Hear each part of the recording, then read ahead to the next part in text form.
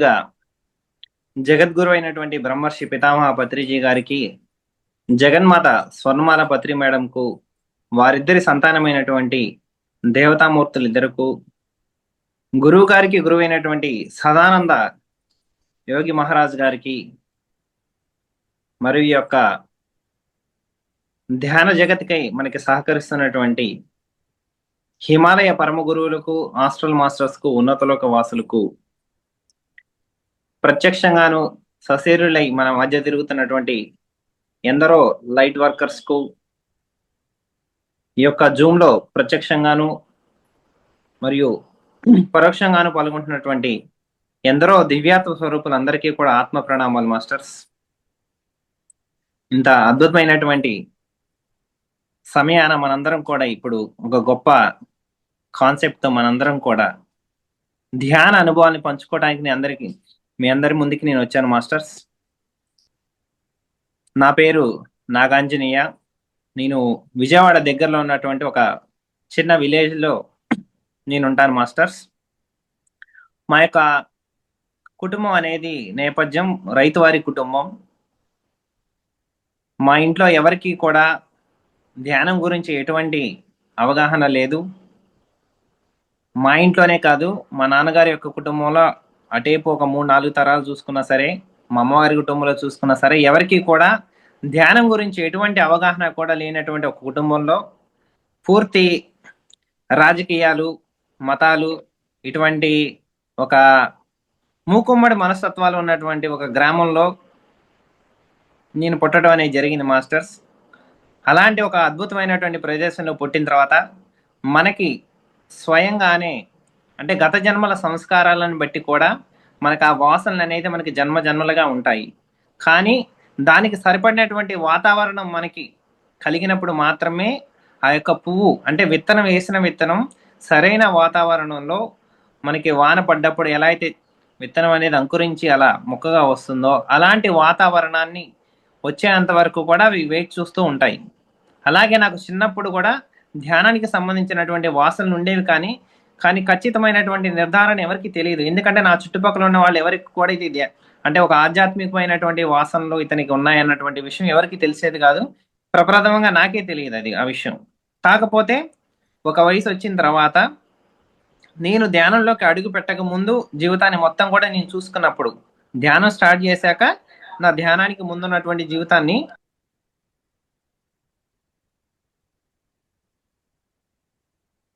Mute అయ్యాను sir. నాకు ఒకసారి కోహోస్ట్ ఇవ్వండి మేడం.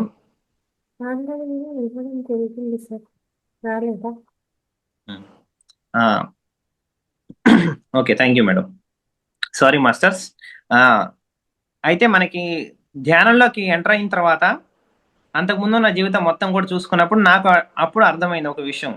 ఏంటంటే ఓకే, ఈ జన్మలోనే కాదు గత జన్మలో కూడా ధ్యానానికి సంబంధించినటువంటి కొంత వాసనలు అయితే ఈ యొక్క శరీరానికి ఉంది అన్న విషయం అనేది నాకు ప్రస్ఫుటంగా అర్థమైంది. ఆ విషయం ఎలా అంటే,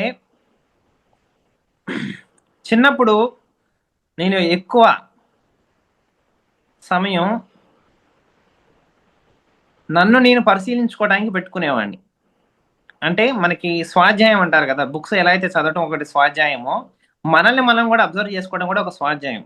అంటే మనుషుల్ని ఎక్కువగా అబ్జర్వ్ చేస్తూ, ప్లస్ మనకి ఎవరన్నా ఏదన్నా అన్నా కూడా దానికి మన మౌనంతోనే ఎక్కువగా రెస్పాండ్ అవుతూ, అంటే దానికి ఏమి అనాల్సిన అవసరం లేదు, మనము దాని మౌనంతోనే మనం ఇవ్వచ్చు అన్నటువంటి విశేషంలో, ప్లస్ మనకి ఏదన్నా ఒక విషయము జరిగినప్పుడు దాని సత్యంతో ఉండటం అనేది చాలా ఇంపార్టెంట్ అనమాట. మనకి ఆధ్యాత్మిక జీవితంలో అత్యంత ముఖ్యమైన విషయం ఏంటంటే మనకి వాక్క్షేత్రము. పత్రిజీ సార్ చెప్పినట్లు అంటే ఏంటంటే వాక్ అనేది సరిగా ఉండటం అని కాదు, అక్కడ సత్యంతో కూడుకొని ఉండటము. అంటే ఏంటంటే మంచి చెడులకు అతీతంగా ఉండాలి, సత్యంతో ఉండాలి. అది చిన్నప్పటి నుంచి కూడా ఉండటం వల్ల కొంచెం రెబల్ క్యాండిడేట్ గా మనకి తెలియకుండానే ఆ పేరు వచ్చేసింది నాకు. కాదు, అది అందరికీ తెలిసేది కాదు. ఆ లోపల లోపల జరిగినటువంటి కార్యక్రమం ఇదంతా కూడా కొంతమందికే తెలుసు, అది దగ్గరగా ఉన్నవాళ్ళు. ఒక చిన్న ఎగ్జాంపుల్ ఏంటంటే నేను చెప్పబోయేది, చిన్నప్పుడు నన్ను ఒక ఫ్రెండ్, నా పేరు నాగాంజనేయ అయితే ఒక ఫ్రెండ్ నన్ను గోపి అని పిలిచేవాడు. అతనికి ఏంటంటే పొరపాటున ఎవరో పేరు అడిగినప్పుడు అతన్ని నా పేరు గోపి అని చెప్పారు అతనికి. సో అతను నన్ను గోపి అని పిలిచేవాడు, నేను కూడా పలికేవాడిని అతనికి గోపి గోపి అని. కానీ ఎప్పుడు కూడా అతనికి నా పేరు చెప్పేవాడిని కాదు, నేను నా పేరు నాగాంజని అని చెప్పేసి. అలా అతను పిలిచేవాడు, నేను పలికేవాడిని గోపి గోపి అని చెప్పేసి. ఒక రోజు నేను ఇట్లే ఒక చోటకి వెళ్తా ఉంటుంటే ఆ ఒక రైల్వే గేట్ దగ్గర ఆగి ఉన్నప్పుడు ఆటోలో మా పేరెంట్స్ కూడా ఉన్నప్పుడు అక్కడ ఇతను కూడా అక్కడ ఆగే ఉన్నాడు గేటు పట్టడం ద్వారా. అతను ఆటోలో చూసి గోపి ఎక్కడికి వెళ్తున్నావు అని అడిగాడు. నేను ఇట్లా సపోజ్ ఇట్లా టెంపుల్కి వెళ్తున్నా అని అడిగితే అప్పుడు మా వాళ్ళు అదేంట్రా నీ పేరు గోపి అని పిలుస్తున్నాడు అతను అంటే, అవును వాడు పిలుస్తున్నాడు నేను పలుకుతున్నా కదా, దానికి పెద్ద అదేంటి మరి చెప్పొచ్చు కదా నీ పేరు నాగాంజని అంటే, దాన్ని ఏముంది వాడికి గోపి అని తెలుసు, వాడు అలాగే పిలుస్తుండే నేను పలుకుతున్నా అంటే అతనికి అది కరెక్ట్ చేయాలి. గోపి అనే పేరు కాదు ఇది, నాగాంజని అనే పేరు చెప్పాలన్న అది కూడా లేదు నాకు చిన్నప్పుడు. అంటే అంత చిన్న వయసులో మనకి ఓకే పేరుకు కూడా సంబంధం లేకుండా పెరిగినటువంటి వాతావరణం అది. తర్వాత ఇంజనీరింగ్ ఆ టైంకి వచ్చేసరికి నా పేరే నేను మార్చేసుకున్నా, రీమ్స్ అని పెట్టుకొని RIEMS అంటే really interested engineering modern student అని నాకు నేనే పేరు పెట్టుకున్నా నా ఇంజనీరింగ్ లో వచ్చేటప్పుడు. అలా ఇంజనీరింగ్ లోకి ఎంటర్ అయ్యి నేను పుస్తకాలన్నీ చదువుకుంటూ అప్పుడు బాగా మార్కెటింగ్ చేస్తూ ఫస్ట్ ఇయర్ అయిపోగానే నాకు ఈ ఇంజనీరింగ్ కాలేజీలో చెప్పేది ఏమీ లేదు, సో ఇక్కడ టైం వేస్ట్ ఇదంతా కూడా అనుకొని చెప్పేసి నేను సెకండ్ ఇయర్ నుంచి నాకు తెలిసిన ఒక మార్కెటింగ్ దాంట్లో జాయిన్ అయ్యి నేను ఫోర్త్ ఇయర్ వరకు కూడా నేను మార్కెటింగ్ అలా చేసుకుంటూ మొత్తం ఫోర్త్ ఇయర్ వరకు కూడా నేను కాలేజీకి ఏ రోజు వెళ్ళలేదు. 7 సెమిస్టర్లు ఉంటే 7 సెమిస్టర్లు కూడా నేను కండోనేషన్ ఫీజు కట్టా మాస్టర్స్. నా బీటెక్ లైఫ్ మొత్తం కట్టాను కండోనేషన్ ఫీజు 7 సెమిస్టర్లకి. కానీ నాకు ఏ ఒక్క సెమిస్టర్లో కూడా బ్యాక్లాగ్ పడలేదు, నా పర్సంటేజ్ కూడా బాగానే ఉంది. కానీ నా చుట్టూ తిరిగే వాళ్ళందరికీ బ్యాక్లాగ్ పడేవి, కాలేజీకి వెళ్ళే వాళ్ళకి పడేవి, వెళ్ళని వాళ్ళకి పడేవి, కానీ నాకు ఏ రోజు కూడా బ్యాక్లాగ్ పడలేదు. నేను ఏ రోజు కూడా కండోనేషన్ కట్టకుండా ఏ సెమిస్టర్ కూడా గడవలేదు. ఫస్ట్ సెమిస్టర్ నుంచి లాస్ట్ సెమిస్టర్ వరకు 7 సెమిస్టర్లకి నేను కండోనేషన్ ఫీజు కట్టాను. అలాగా ఒక ఇంజనీరింగ్ కాలేజ్ చదువుతున్నప్పుడు ఆ మార్కెటింగ్ లో జాయిన్ అయినప్పుడు నేను బాగా ఈ యొక్క లీడర్షిప్ స్కిల్స్ సంబంధించినటువంటి పుస్తకాలు, తర్వాత సైకాలజీ మీద బాగా మక్కువ నాకు. అంటే ఎలా మనుషులు అసలు ఎలా ఉంటారు ఏంటనేది, ఇవన్నీ కూడా ఆధ్యాత్మికమైనటువంటి వాసనలే ఒకప్పుడువి, కాకపోతే అవన్నీ కూడా అలా రూపుదిద్దుకుంటూ ఉన్నాయి. అలా సైకాలజీ మీద బాగా చదువుతూ చదువుతూ డబ్బు గురించి, ఎందుకంటే నేను చూసినటువంటి విషయాల్లో లోకంలో ఏంటంటే ఒక 2 విషయాల గురించి ఎవరు ఎక్కువ చెప్పేవాళ్ళు కాదు. దాంట్లో ఒక విషయం ఏంటనేది ఏంటంటే డబ్బు. ఈ డబ్బు గురించి అందరూ మాట దాటేసేవాళ్లే కానీ కరెక్ట్ గా ఇలా ఉంటది, ఇలా నువ్వు సంపాదించవచ్చు ఇలా అని చెప్పి నిక్కచ్చిగా చెప్పేవాళ్ళు ఎక్కడ నాకు కనపడలేదు. ఏదో పుస్తకం రాస్తారు, విజయానికి 7 మెట్లు, ఆరోగ్యానికి 9 సూత్రాలు, దానికి 3 మెట్లు, దీనికి 4 మెట్లు, దానికి 9 సూత్రాలు, ఇలాంటి పుస్తకాలే నాకు విరివిగా దొరికాయి అన్ని చోట్ల. అంటే తిప్పి తిప్పి తిప్పి తిప్పి అదే ఇది ఇది అది అని రాస్తున్న పుస్తకాలే కానీ నిక్కచ్చిగా మనకి ఇది అని చెప్పి తేల్చి చెప్పేటువంటి, అంటే ఒక క్లారిటీగా చెప్పేటువంటి ఒక ఇన్ఫర్మేషన్ ఎక్కడా కూడా నాకు దొరికేది కాదు. అలా సైకాలజీ బుక్స్, మార్కెటింగ్ బుక్స్ ఇవన్నీ చదువుతున్నప్పుడు నాకు ఒక విషయం ఏమర్థమైందంటే ఈ బుక్స్ లో వీళ్ళందరూ బుక్స్ అమ్ముకోవడానికి రాసిన పుస్తకాలే కానీ వీటిలో విషయం లేదనిపించింది నాకు. అలా పుస్తకాలు చదివి చదివి చదివి నాకు చిరాకు వచ్చేసి పుస్తకాలు వదిలేసాను నేను. చాలా పుస్తకాలు చదివేసి నేను లా ఆఫ్ అట్రాక్షన్ మీద, మనకి ఆకర్షణ సిద్ధాంతం మీద కూడా చదివి అవన్నీ రియల్ టైంలో మనకు అప్లై చేయడానికి పనికిరావు. ఎందుకంటే నేను చదువుకున్నటువంటి ఇంజనీరింగ్ కాలేజీలు ఇప్పుడు అంతగా పెద్దగా మనకి జీవితం గురించి తెలియనప్పుడు మనం ఎంత నేర్చుకున్నా సరే దాన్ని ఎలా అప్లై చేయాలో ఖచ్చితంగా కూడా తెలిసి ఉండాలి. మనం ఏంటంటే పుస్తకాలు చదవటమే కాదు, దాన్ని ఎలా అప్లై చేయాలనేది కూడా ఖచ్చితంగా తెలిసి ఉండాలి. అప్పుడే ఆ పుస్తకానికి నువ్వు చదువుకున్న దానికి కొంచెం వాల్యూ ఉంటుంది. ఈ పుస్తకాలన్నీ చదువుతున్నప్పుడు నాకు ఇలా అనిపించేది కాదు. అలాంటి ఒక క్రమంలో నేను చిన్నగా ఇంకా ఆ లా ఆఫ్ అట్రాక్షన్ వాటిలోంచి అలా ఆధ్యాత్మికం వైపు మెడిటేషన్ నాకు చిన్నప్పటి నుంచి ఉండేది, కొంచెం కొంచెం నేను చేసుకుంటూ వచ్చామండి యోగా వీటిల్లో. అలాగా కొన్ని కొన్ని సంస్థల్లో నేను తిరిగి ఇప్పుడు మనకి రామకృష్ణ మిషన్, తర్వాత సింప్లిఫైడ్ కుండలిని యోగా, తర్వాత ఇంకొక 2-3, అంటే వాళ్ళు ఎవరు కూడా ఎటువంటి ఆర్గనైజేషన్ ఏమో స్థాపించలేదు, స్వయం సిద్ధంగా వాళ్ళే నేర్చుకుని ఒక గురువుల దగ్గర, ఏ సంస్థలు లేవు, ప్రత్యేకంగా వాళ్ళ దగ్గరికి వెళ్ళి శిక్షణ ఇవ్వండి. నేను తంత్ర సాధన మీద కొంతమంది ఉండేవాళ్ళు, మంత్రం మీద కొంతమంది ఉండేవాళ్ళు, తర్వాత యంత్రాలకు సంబంధించింది కూడా కొంత, అదంతా ఇన్ఫర్మేషన్ అంతా నేర్చుకొని కూడా అవన్నీ కూడా మనకి సరిపోలేదని చెప్పేసి మళ్ళీ వస్తూ కరోనా టైంలో నేను ఎందుకు అలా అన్ని చూస్తా ఉన్నప్పుడు ఒకసారి పత్రిజీ గారి వీడియో వచ్చింది నాకు యూట్యూబ్లో. అలా పత్రిజీ గారి వీడియో ఒకసారి నేను చూసి ఆ ఒక్క వీడియోతోనే నేను అలా కనెక్ట్ అయిపోయి అలా మొత్తం యూట్యూబ్లో అన్ని వీడియోస్ ఎత్తుకుండా పోయి అలా చిన్నగా, నేను ఉండేది హైదరాబాద్లోనే అప్పుడు, అలా చక్రాలు జరుగుతుండే అప్పుడు ధ్యాన మహాచక్రానికి వెళ్ళిపోయాను. వెళ్ళిపోయిన తర్వాత అక్కడ నాకు చాలా పుస్తకాలు అనమాట, అంటే వందల కొద్ది పుస్తకాలు ఎన్ని కూడా అక్కడ ఉండటం ద్వారా నేను చూసి వాటన్నిటిని కూడా చాలా ఆనందపడ్డాను. ఎందుకంటే నాకు పుస్తకాలంటే చాలా మక్కువ. ఏ పుస్తకం చూసినా సరే ఏ ఇన్ఫర్మేషన్ ఉంటుందో దీంట్లో రీసెర్చ్ చేయాలనేటువంటి ఒక ఉద్దేశంతో నేను ఆ అక్కడ మరణం లేని మీరు అనేటువంటి ఒక పుస్తకం తీసుకోవడం జరిగింది. ఆ మరణం లేని మీరు పుస్తకం అనేది తీసుకున్న తర్వాత నేను దాంట్లో విషయం మొత్తం కూడా చదివిన తర్వాత అప్పుడు దాకా ఏదైతే ఉందో ఇన్ఫర్మేషన్, నేను అప్పుడు దాకా ఏదైతే ప్రాక్టీస్ చేస్తున్నానో వాటన్నిటికి కూడా అది ఒక, అంటే ఒక ఆన్సర్ కంప్లీట్ అన్నమాట. అంటే ఇప్పుడు దాకా నేను ఏదైతే వెతుకుతూ ఉన్నానో అసంపూర్తిగా ఉన్న ఈ పుస్తకాల్లో ఇదైతే తిరిగి తిరిగి రాస్తున్నారన్న దానికి నెక్స్ట్ లెవెల్గా, అంటే ఒక సబ్జెక్టు నెక్స్ట్గా వెళ్తుంది అన్న, అంటే మనకు తెలియని విషయం అతీతంగా వెళ్ళేటువంటి, మనస్సుకి అతీతంగా, సైకాలజీ అనేది మొత్తం కూడా మనసు మీద తిరిగేటువంటి ఒక సబ్జెక్ట్. సైకాలజీ కానీ మార్కెటింగ్ ఇవన్నీ మనసు లెవెల్లో. కానీ ఫస్ట్ టైం నేను మనసుకు అతీతంగా ఉన్నటువంటి ఒక సబ్జెక్ట్ చదివినప్పుడు ఓకే, మనం ప్రాక్టీస్ చేయడానికి, మన స్పిరిచువల్గా ఎదగడానికి ఇలాంటి పుస్తకాలు మనకి పనికొస్తాయని అప్పటి నుంచి నేను మన పిరమిడ్ స్పిరిచువల్ సొసైటీ మూమెంట్లో ఉండేసి రోజు పత్రిజీ గారి వీడియోలు వింటూ ఉండేవాడిని కరోనా టైంలో మొత్తం కూడా. నేను అప్పుడు ఏంటంటే అంతకుముందు యోగా నేర్చుకుని యోగా చేస్తూ పొద్దున్నే లేచి నేను ఒక 20 నిమిషాలు సూర్యుడి ముందే, అంటే అలా సూర్యుడు పైకి వస్తాడు కదా మనకి సూర్యోదయం ముందే, నేను ఒక 20 నిమిషాలు బాగా యోగా అంతా కూడా ప్రాక్టీస్ చేసి కరెక్ట్గా మనకి సూర్యుడు వచ్చే టయానికల్లా నేను పద్మాసనం వేసుకుని కూర్చునేవాడిని. అలా సూర్యుడికి వేసి తదేకంగా చూసేవాడిని ఒక 20 నిమిషాలు. మళ్ళీ సాయంత్రం పొద్దునంతా యోగా చేసేవాడిని, సాయంత్రం ఏంటంటే ధ్యానం చేసేవాడిని. ఎందుకంటే మనకి పద్మాసనంలో ధ్యానం చేయాలన్నటువంటి ఒక ఉత్సాహంతో నేను ఏంటంటే అది మనం ప్రాక్టీస్ చేయాలని పొద్దునంతా యోగా చేసుకుంటూ సాయంత్రం అంతా ధ్యానం చేసుకుంటూ, అప్పట్లో నా దగ్గర ఒక బుక్ ఉండేది, ఇంత బుక్ ఓషో గారు రచించింది అనమాట. అంటే ఓషో గారు కామెంటరీ, అది విజ్ఞాన భైరవ తంత్రం మీద 112 రకాల ధ్యానాల గురించి రాశారనమాట. దాంట్లో అదొక 1500 పేజీలు ఉంటుంది ఆ పుస్తకం. అది మొత్తం కూడా కలిపి బుక్ ఆఫ్ సీక్రెట్స్ అనేది. ఆ పుస్తకం తీసుకుని దాంట్లో ఉన్న ప్రతి ఒక్క టెక్నిక్ ని కూడా నేను మొత్తం చదివి క్లియర్ గా, అంటే మనం ధ్యానం చేయడానికి ముందు ప్రతిరోజు కూడా నేను చదివేవాడిని ఆ పుస్తకం. మన దాంట్లోని ఫస్ట్ పార్వతీదేవి శివుడిని అడుగుతా ఉంటే శివుడు చెప్తా ఉంటాడు దాంట్లో 112 రకాల ధ్యానాల గురించి. ఆ చెప్పేటప్పుడు ఫస్ట్ 6 రకాల ధ్యానాలు కూడా శ్వాస మీద ఉంటాయి దాంట్లో, 6 రకాల ధ్యానాల వరకు కూడా. సో అవన్నీ చదివినప్పుడు నేను ఒక్కొక్క టెక్నిక్ అర్థం చేసుకుంటూ కొంచెం కొన్ని ప్రాక్టీస్ చేసుకొని గత జన్మలు ఎలా మనం చూసుకోవచ్చు, అట్లా చాలా రకాల టెక్నిక్స్ ఉంటాయి దాంట్లో. దాంట్లో మొత్తం ఓషో గారు చాలా క్లియర్ గా చెప్తారు. అది 1500 పేజీలు అంటే మీరు అర్థం చేసుకోండి. నేను సుమారుగా ఒక 500-600 పేజీలు చదివాను ఆ పుస్తకం. ఎందుకంటే అదంతా ప్రాక్టీస్ చేసే పుస్తకం, ఒకే రోజు చదువుకుంటూ పోయేది కాదు. అది ఒకటి చదవాలి, కొన్ని రోజులు ప్రాక్టీస్ చేయాలి, అట్లా కొన్ని నెలలు కొన్ని ప్రాక్టీస్ చేసుకుంటూ వచ్చేవాడిని. అలా చదువుకుంటూ చదువుకుంటూ నేను పుస్తకాలు చదువుతున్నప్పుడు నాకు ఒక విషయం బాగా అర్థమైంది. ఏంటంటే అప్పటి వరకు కూడా నాకు, నేను అంటే పత్రిజీ సార్ ఈ సబ్జెక్ట్ అంతా వినేవాడిని కానీ ఒక క్రమ పద్ధతిలో ఏది కూడా లేదు. కానీ అప్పుడు విషయాన్ని నేను అర్థం చేసుకుంటా ఉండేవాడిని, అంటే తెలిసి తెలియకుండానే నేను ఆ సార్ చెప్పిన, పత్రి సార్ చెప్పిన సబ్జెక్ట్ ని ఫాలో అయితే ఉండేవాడిని తెలిసి తెలియకుండా. అది ఎలా అంటే పత్రి సార్ ఇచ్చిన కాన్సెప్ట్ ఏంటి మనకి, ధ్యానము, స్వాధ్యాయము, సజ్జన సాంగత్యం 3 ఇచ్చారు కదా మనకి. ధ్యానం చేస్తూ ఉండేవాడిని, స్వాధ్యాయం తెలిసి తెలియకుండా నేను, నాకు ఇష్టం కాబట్టి చేస్తూ ఉండేవాడిని. కానీ ఈ సజ్జన సాంగత్యం అనే కాన్సెప్ట్ నాకు తెలియదు అంతగా, అంటే సజ్జన సాంగత్యం చెయ్యాలి అనే కాన్సెప్ట్ నాకు తెలియదు. కాకపోతే నేను పుస్తకాలన్నీ చదువుతా ఉన్నప్పుడు హయ్యర్ సబ్జెక్ట్స్ ఉండేవి కొన్ని. అంటే ఇప్పుడు మీరు కేర్లెస్ కాస్ట్నోడ పుస్తకాలన్నీ ఉంటాయి మన దాంట్లో పిఎస్ఎస్ఎంలో.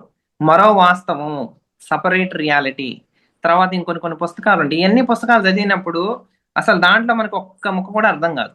వాస్తవంగా చెప్పాలంటే దాంట్లో ఒక్క ముక్క, అంటే ఒక్క ముక్క కూడా అర్థం కాదు. ఆ ఇన్ని అర్థం కానప్పుడు నేను రోజు కూడా ఏంటి ఇన్ని పుస్తకాలు చదివే కానీ ఈ పుస్తకం ఏంటో నాకు అసలు అర్థమే కావట్లేదు అని చెప్పి రోజు చదివేవాడిని, ఆ పుస్తకం పక్కన పెట్టేవాడిని. అయినా మళ్ళీ తెల్లారి తీసేవాడిని, చదివేవాడిని అక్కడ పెట్టు. అట్లా చదువుతా ఉంటే ఒక రోజు పత్రిజీ సార్ ఒక కొటేషన్ ఒక చోట వచ్చింది. ఏంటంటే ఆయన రాశారన్నమాట, స్వాధ్యాయం మనం చాలా చేయాలి, అంటే రోజంతా నైట్ అంతా కూర్చొని స్వాధ్యాయం చేయాలి. నేను అప్పట్లో కేర్లెస్ కాస్ట్నోడ పుస్తకాలు ఇవన్నీ చదువుతున్నప్పుడు నా తలకాయ తీసుకెళ్లి ఫ్రిడ్జ్ లో పెట్టేవాడిని అని చెప్పి పత్రిజీ సార్ కొటేషన్ ఉంది ఒక చోట. అమ్మ పత్రిజీ సార్కే చెప్పారండి ఈ పుస్తకాలు చాలా హయ్యర్ సబ్జెక్ట్ ఇవి అయితే, అంటే నాకు నిజంగా చెప్తున్నా కదా ఒక్క ముక్క కూడా అర్థమయ్యేది కదా ఆ పుస్తకంలో అయితే. కేర్లెస్ క్యాస్ట్నోడా మరో వాస్తవం అనే పుస్తకం. అంటే ఈ సబ్జెక్ట్ అంతా చదువుతున్నప్పుడు నాకు ఒక విషయం ఏం అర్థమైందంటే మనకి, ఓకే, ధ్యానము, స్వాధ్యాయము, సజ్జన సాంగత్యము, ఈ 3 కలగలిపి ఉంటేనే మనకి ఏదైనా సరే పరిణితి అనేది వస్తుంది, డెవలప్మెంట్. లేదంటే కనుక మనకి కష్టం అనే విషయం అయితే నాకు స్పష్టంగా అర్థమైంది. అలాంటి టైంలోనే నాకు శ్రీకాళహస్తిలో మునిబాబు గారు ఒక మాస్టర్ ఉండి, ఆ మాస్టర్తో పరిచయము. తర్వాత ఆ జూమ్ సెషన్ నేను జాయిన్ అయ్యి తర్వాత ఆ సార్తో కలిసి పరిచయము, సజ్జన సాంగత్యం బాగా జరుగుతుంది ఆ జూమ్ లో. నాకు బాగా అంత అద్భుతంగా జరిగింది. ఈ క్రమంలోనే నేను నా జాబ్ అంతా కూడా వదిలేసి, అప్పుడు 4 రకాల కార్పొరేట్ జాబ్ లో చేసి నేను వదిలేశాను హైదరాబాద్ లో. ఉన్నప్పుడు 1.5 year ఖాళీగా ఉన్నాను నేను. నాకు జ్యోతిష్యం ప్రకారము గవర్నమెంట్ జాబ్ రాదని చెప్పారు. నేను చూపించుకున్న చోట జ్యోతిష్యం ప్రకారం నాకు అసలు గవర్నమెంట్ జాబే రాదు అని చెప్పారు. 2 ముగ్గురు చెప్పారు అట్లా. సరే, మనం ధ్యాన శక్తి ద్వారా మనం చేసి చూపించాలి కదా, సరే ఏదైనా వస్తుంది కదా అని చెప్పేసి నేనేం చేసా, వాళ్ళు రాదు అన్నారు కాబట్టి ఖచ్చితంగా మనం తెప్పించుకొని చూసుకోవాలి. ఇది వాళ్ళ కోసం కాదు, మనల్ని మనం చెక్ చేసుకోవాలి కదా. ఎందుకంటే చూడండి మాస్టర్స్, మనము ఏదైతే చేస్తున్నామో ఫస్ట్ మన క్లారిటీ ఉండాలి, తర్వాత అవతల వాళ్ళకి సబ్జెక్ట్ అది ఓకే. కానీ ఫస్ట్ మనం సంపూర్ణంగా మన లోపల మనం నిండు కొండలాగా ఉండాలి. అంటే ఏంటి, సబ్జెక్టులు ఎక్కడ కూడా లోతు ఆ చిన్న లోటుపాట్లు కూడా ఉండకూడదు. అంటే మనం ఏం చేస్తున్నాం అనే దాని గురించి మనకి క్లారిటీ ఉండాలి అన్న విషయంలో నేను ఏంటంటే ప్రతి ఒక్క యాంగిల్లో, ధ్యానంలో ఉన్న ప్రతి ఒక్క యాంగిల్ని కూడా రీసెర్చ్ చేసేవాడిని నేను. ఏంటి, ఇప్పుడు ఆస్ట్రాలజీ మీద ఒకసారి పత్రిజీ గారిని పిఎంసి గ్లోబల్ ఛానల్లో ఒక క్వశ్చన్ అడుగుతారు ఒక మాస్టర్. సార్ మీకు ఆస్ట్రాలజీ మీద మీ ఒపీనియన్ ఏంటని అడుగుతారు ఒకసారి పత్రిజీ సార్ని. అడిగినప్పుడు పత్రిజీ సార్ ఏం చెప్తారంటే, ఆస్ట్రాలజీ అనేది ఒక గ్రేట్ సైన్స్, ఆస్ట్రాలజీ అనేది ఒక గ్రేట్ సైన్స్, కానీ దాంతో మనకి ఇప్పుడు సంబంధం లేదని చెప్తారు. సార్ లేదని చెప్పలేదు, astrology is a great science, కానీ మనకి దానికి ఇప్పుడు సంబంధం లేదని చెప్తారు. అలాగా అంటే సార్ ఏంటంటే సందర్భానుసారంగా మనం ఏ టైంలో ఏది చేయాలనేది ఒక లెక్క ఉంది. సో నేను ఒక యోగి ఆత్మకథ పుస్తకం చదువుతున్నప్పుడు దాంట్లో ఒక చోట క్లియర్గా రాసి ఉంటది, అంటే ప్లానెటరీ మోషన్స్, మనకి గ్రహాల యొక్క మూమెంట్, దాని యొక్క ప్రభావం మన మీద ఎలా పడుతుంది, ఆస్ట్రాలజీని మనం ఎలా క్రాస్ చేయొచ్చు అనే విషయం రాసింది దాంట్లో. ఆ విషయం నాకు అర్థమైనప్పుడు, ఓకే మనం ఇలా క్రాస్ చేయొచ్చు అనే విషయం నాకు అర్థమైనప్పుడు, నేను ఆ 1.5 year ఖాళీగా ఉన్నప్పుడు ఎప్పుడు కూడా నేను బాధపడలేదు, నాకు జాబ్ లేదని. నెక్స్ట్ ఏ జాబ్ తెచ్చుకోవాలన్నా నా థాట్ కూడా లేదు. కాకపోతే నా ధ్యానం నేను చేసుకుంటూ అలా ఒక 20 రోజులు సోలో ట్రిప్గా వెళ్ళాను. నేను వెళ్ళినప్పుడు మహావతారి బాబాజీ కేవ్కి వెళ్ళాను నేను. మన ఉత్తరాఖండ్ లో ఉన్నటువంటి మహావతార్ బాబాజీ గుహకి వెళ్ళాను నేను. ఆ వెళ్ళి అదంతా తిరిగేసి అదంతా 20 రోజులు ట్రిప్ అయిపోయి వచ్చేసింది. నేను పోవటానికన్నా ముందే నేను ప్రిలిమ్స్ ఎగ్జామ్ రాశాను ఒక దానికి. వచ్చాక మళ్ళీ అప్పుడు అక్కడ ఉన్నప్పుడే నాకు వచ్చింది రిజల్ట్, అది క్లియర్ అయినట్టు.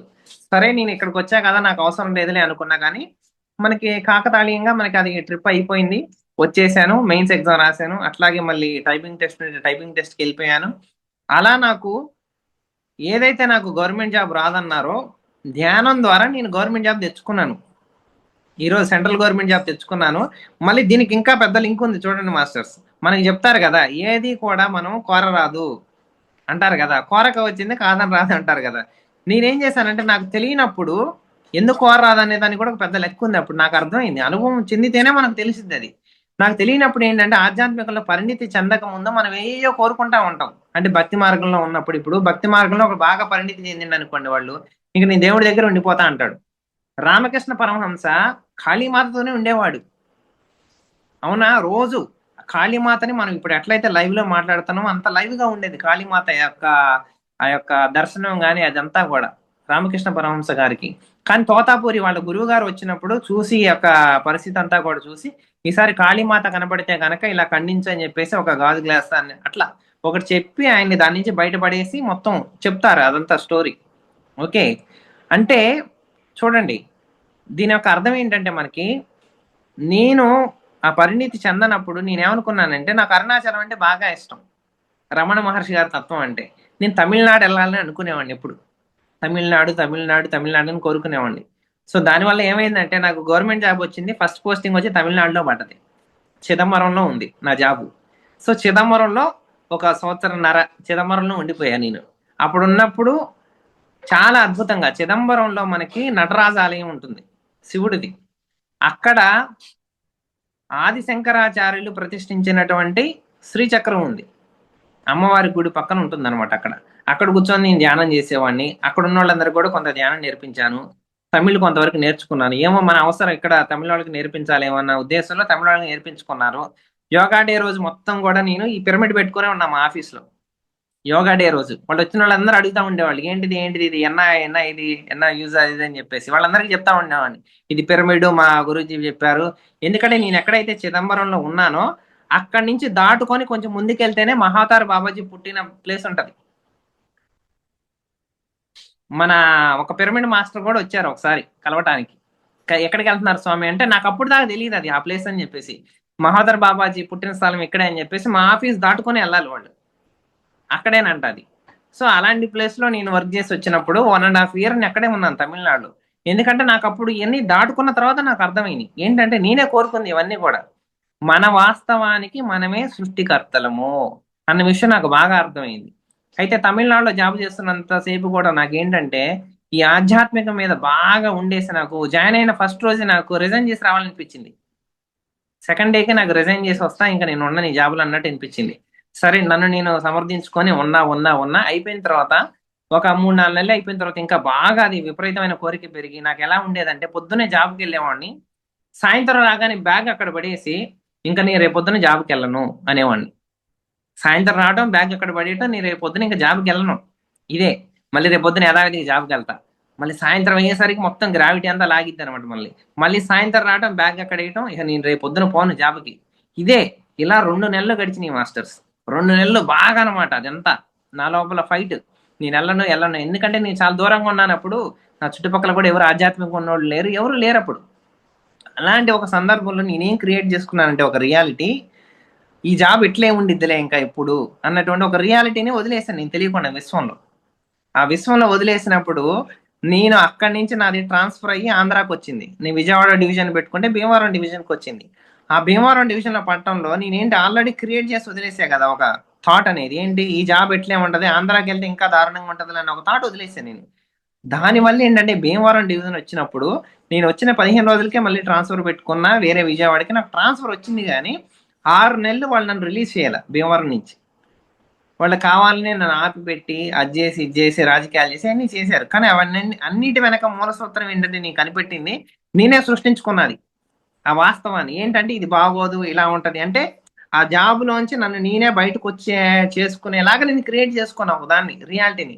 అది అనుభవించిన తర్వాత నాకు ఎప్పుడైతే బలు వెలిగిందో ఇలా కాదు, నేను ఇప్పుడు విజయవాడ పోయినప్పుడు నా జీవితం పరమ అద్భుతంగా ఉంటది, ఈ జాబు అసలు జాబు లాగే ఉండదని నేను ఒక రియాలిటీ క్రియేట్ చేసుకున్నా. మార్చి 28వ తారీఖు నేను విజయవాడ ట్రాన్స్ఫర్ అయ్యి వచ్చాను మాస్టర్స్. మార్చి 28 నుంచి ఇప్పటి వరకు కూడా నా జాబ్ ఎంత అద్భుతంగా ఉంటుంది అంటే నాకు తగ్గట్టే ఆఫీస్ కట్టినట్టు ఉంటుంది. నాకు తగ్గట్టే అక్కడ మాకు పోస్టల్ డిపార్ట్మెంట్లో నేను చేసేది, నా తగ్గట్టే అక్కడ మా పోస్ట్ మాస్టర్ ఉన్నట్టు ఉంటుంది. నేను అసలు ఆఫీస్కి వెళ్తున్నాను అనేది కూడా ఎవరికి తెలియదు చాలా మందికి. అంటే నేను వెళ్ళేది వచ్చేది నా లీవ్స్ కానీ ఇవన్నీ ఎన్ని లీవ్స్ కావాలంటే అన్ని లీవ్స్ వస్తూ ఉంటాయి, నాకు ఎప్పుడు కావాలంటే అప్పుడు వస్తూ ఉంటాయి. అసలు నాకు ఆఫీస్ అన్న మాట కూడా ఎవరికి అర్థం కాదు. అంటే ఇప్పుడు నేను అర్థం చేసుకున్న విషయం ఏంటంటే నేను వాస్తవంగా నేను ఆ విషయాన్ని అర్థం చేసుకున్నా ఏంటంటే మన వాస్తవాన్ని మనమే సృష్టించుకుంటున్నాం. ఇప్పుడు నేను భీమవరంలో ఉన్నప్పుడు అంతకు ముందు సృష్టించిన రియాలిటీని వాస్తవాన్ని నేను అనుభూతి చెందుతున్నా. నువ్వు అప్పుడు ఏం చేయాలంటే నువ్వు అర్థం చేసుకోవాలి. ఎప్పుడైనా ఒక మనిషి బాధపడేది ఎప్పుడంటే ఒక విషయం మీద మనకి జ్ఞానం లేనప్పుడే బాధపడతాం. బాధ అనేది అజ్ఞానం వల్లే వస్తుంది. బుద్ధుడు చెప్పింది అదే, మళ్ళీ మైత్రేయ బుద్ధుడిగా వచ్చిన మన పత్రిజ సార్ చెప్పింది కూడా అదే 2500 సంవత్సరాల తర్వాత కూడా. బుద్ధుడు ఫస్ట్ అదే చెప్పాడు, అజ్ఞానానికి కారణం మన బాధకి కారణం అజ్ఞానం అనే చెప్పాడు, దుఃఖానికి కారణం. మైత్రేయ బుద్ధుడిగా వచ్చినటువంటి మన పత్రి సార్ కూడా అదే చెప్పారు, అసలు నీకు ఏడవటానికి అర్హతే లేదు, నువ్వు ఏడుస్తున్నావు అంటే నీలో అజ్ఞానం ఉందన్నారు. అంటే ఏంటంటే మనం ఎందుకు ఏడుస్తాం అంటే మనకు తెలియక ఏడుస్తాం. మన ఏలేళ్ళి ఒక దాంట్లో ఇరుక్కుంది అనుకో క్లిప్లో, మనం ఎందుకు ఏడుస్తాను అంటే దాని అర్థం ఏంటి, క్లిప్ తీయాలన్న విషయం నీకు తెలియదు అంటే నీకు ఆ జ్ఞానం లేదు. ఇలాగా మనం ఎన్నెన్నో విషయాలు ఇరకపోతాం, అది ఎలా తీయాలన్న విషయం మనకి తెలియక ఏడుస్తాం మనం. అంటే మనము సృష్టించుకున్నటువంటి రియాలిటీ నుంచి మనం ఎలా బయటపడాలన్న జ్ఞానం మనకు లేకపోతే మనం ఏడుస్తాం అన్న విషయాన్ని నేను స్వయంగా అర్థం చేసుకున్నాను. ఎందుకంటే నా జాబే రాదనుకున్నటువంటి రోజుల్లో నేను సంవత్సరన్నర ఖాళీగా ఉండి ఫుల్గా నేను అన్ని చోట్ల తిరిగి ఎంజాయ్ చేసి నా జాబ్ నేనే తెచ్చుకుని ఆ జాబ్ కూడా తమిళనాడుకి లింక్ పెట్టుకొని అక్కడికి పోయి అక్కడ కూడా 2 నెలలు మానేయాలన్నటువంటి చిరాకులు. అంటే అక్కడ బ్యాలెన్స్ లేకపోవడం వల్ల నాకు వద్దు అన్నటువంటి ఒక రియాలిటీని వదిలేసి, అంటే ప్రస్తుతంలో లేనప్పుడు నేను ఇంకా వద్దు ఇలాగే ఉంటుందని ఫ్యూచర్లోకి వదిలేసి ఒక థాట్ని ఒక ఆలోచనని అలాంటి ఒక వాస్తవాన్ని సృష్టించుకొని అక్కడ నాకు మళ్ళీ జ్ఞానం వచ్చి బుద్ధి వచ్చి ఓహో ఇట్ట కాదు ఇది, ఇప్పుడు నేనేం చేయాలంటే ఇప్పుడు వదిలేస్తే నాకు దాంట్లో జ్ఞానం రాదు. ఇప్పుడు నేనేం చేయాలంటే ఇప్పుడు దాన్ని మెయింటైన్ చేసుకుంటా మళ్ళీ అద్భుతంగా నీకు సృష్టించుకొని అప్పుడు నీకు రెండు విషయాలు అర్థమైనవి. నువ్వు ఒక అజ్ఞానంగా ఉన్నప్పుడు ఉన్న రియాలిటీని నువ్వు అనుభవించావు, జ్ఞానంతో ఉన్నటువంటి ఒక వాస్తవాన్ని అనుభవించినప్పుడు అప్పుడు నువ్వు డెసిషన్ తీసుకోవచ్చు నీ జీవితంలో. నువ్వు చేయాలంటే చేయొచ్చు, లేకపోతే లేదు. కానీ ఒక విషయం మీద పరిపూర్ణమైన జ్ఞానం వచ్చినప్పుడు నీ స్వేచ్ఛ నీకుంటది. స్వేచ్ఛ ఎప్పుడు వస్తుందంటే మనకు ఒక విషయం మీద పరిపూర్ణమైన జ్ఞానం వచ్చినప్పుడే మనకి స్వేచ్ఛ లభించింది దాని నుంచి. అంతవరకు కూడా మనం ఇరుక్కుపోయి ఉంటాము. మన జీవితంలో ఒక విషయంలో ఏదైనా భయం ఉందనుకోండి, దాని అర్థం ఏంటంటే మనకి ఆ విషయం మీద జ్ఞానం లేదు. మనం దేన్నైతే పట్టుకుంటామో అదే మనల్ని పట్టుకుంటది అన్న విషయం నాకు అర్థమైంది. మనం ఎందుకు పట్టుకుంటాం ఒకటి, ఇప్పుడు మన రోడ్డు మీద పోయేటప్పుడు చిన్నపిల్లవాడు అమ్మ చేయి ఎందుకు పట్టుకుంటాడు? వాడికి భయం వేసి పట్టుకుంటాడు వాడు. కానీ పెద్ద అయిన తర్వాత ఎందుకు పట్టుకోడంటే వాడికి తెలుసు రోడ్డు మీద ఏముండదు, అంటే వాడికి జ్ఞానం వచ్చింది, ఆ మెచ్యూరిటీ లెవెల్ వస్తుంది కాబట్టి. ఇలాగే ఇక్కడ కూడా ఏంటంటే మనకి తెలియనప్పుడు మన చుట్టూ ఉండేటువంటి ఎన్నెన్నో విషయాలను మనం పట్టుకుంటే అన్నది నేను ప్రత్యేకంగా అనుభవించాను. నేను ధ్యానం చేస్తున్నప్పుడు నాకు ఎన్నెన్నో రకాల అనుభవాలు వస్తూ ఉండేవి మాస్టర్స్. వాటిల్లో మెయిన్ ఏంటంటే మనకి, నేను స్టార్టింగ్ లో ఉన్నప్పుడు సాధారణంగా మనందరం కూడా ధ్యానం అంటే ఏమనుకుని ఉంటాము, కూర్చోగానే కొత్తగా ఒకళ్ళు ధ్యానంలోకి వచ్చారు మాస్టర్స్, కూర్చోగానే ఏమనుకుంటారు, సమాధి స్థితిలోకి వెళ్ళిపోతారన్నటువంటి ఊహల్లో వస్తారు వీళ్ళందరూ. ధ్యానం అనగానే ధ్యానం గురించి ఏం తెలియని వాళ్ళకి మేము ధ్యానం చెప్పడానికి పోయినప్పుడు వాళ్ళందరూ ఏమనుకుంటారంటే ధ్యానం అంటే ఏదో ఋషులు మునులు తప్ప ఇంకెవరు ధ్యానం చేయరు కదా సొసైటీలో. సో వాళ్ళ ఊహ ఎట్లుండిద్దంటే ధ్యానం అనగానే డైరెక్ట్ సమాధి స్థితే, వాళ్ళకి మధ్యలో ఏం ఊహించుకోరు వీళ్ళు, డైరెక్ట్ సమాధి స్థితిలో అనుకొని చెప్పి ఎంటర్ అవుతా ఉంటారు వాళ్ళందరూ కూడా. కానీ వాళ్ళందరూ నేను ధ్యానం చేసేటప్పుడు కూడా స్టార్టింగ్ లో నేను ఎలా ఎంటర్ అయ్యానంటే, నా ధ్యానంలో నేను స్టార్టింగ్ లో పెట్టుకున్న పాయింట్ ఏంటంటే, నాకు ధ్యానం జరిగినా నాకు ధ్యానం జరగకపోయినా, నాకు ధ్యానంలో అనుభవాలు వచ్చినా నాకు అనుభవాలు రాకపోయినా, ఏదైనా జరగని ఏదైనా జరగని కానీ నేను ధ్యానం అయితే చేస్తానన్న పాయింట్ పెట్టుకున్నాను నేను.